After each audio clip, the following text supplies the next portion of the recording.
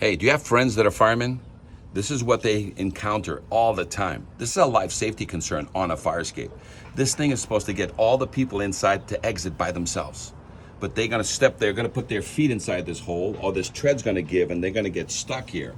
Now, when the firemen arrive, guess what? They're not saving lives. They have an incident that they have to deal with. They can't fight the fire now because they have to dislodge somebody from this. So if you know firemen, send them this picture. The law is very clear across the country.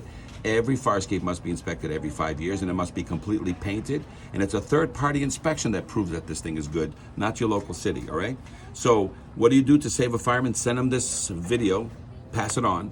Or you need to take a picture of this, send it to your landlord, send it to your management company. If they ignore you, take the same picture, send it to fire prevention and building department. They will come and help you, trust me. They just need to know it exists. So pass the word. Fire escape guy, saving lives one fire escape at a time, especially firemen, as well as all these tenants.